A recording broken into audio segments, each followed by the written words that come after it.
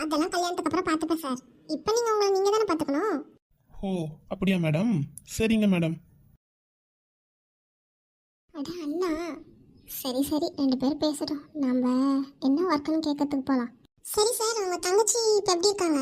அவளுக்கு என்ன, நல்லா இருக்கா. அவள் தான் உன்னை காமிக்கணும்னு சொல்லிட்டே இருக்கா. என்ன பார்க்கணுமா? ஆமாம், நான் லவ் பண்ணுறது அவளுக்கு தெரிஞ்சிச்சு. அதனால தான் உன்னை பார்க்கணும்னு சொல்லிட்டே இருக்கா. ஓ அப்படியா, சரி பார்த்துடலாம். வரியா, இப்பயே போயிடலாம் வீட்டுக்கு. எனக்கு ஒர்க் இருக்குப்பா.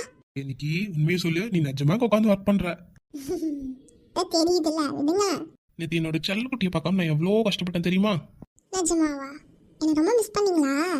ஆமா நிக்கி. சரி, அருண் ஆர்த்தி என்னாச்சு? இப்போதைக்கு நாங்கள் ஆர்த்திட்ட பேசுறது இல்ல, அருணாட்ட பேசுகிறோம், அவ்வளோதான். சரி, நான் போய் அவனை பார்த்துட்டு வந்துடுறேன். அம்மா சக்தி எங்க? அவன் கேண்டீன் வரைக்கும் போயிருக்கான். சரி, நான் போய் அருணை பார்த்துட்டு இங்கே தான் வருவேன். அதுக்குள்ளே சக்தி வந்துட்டானா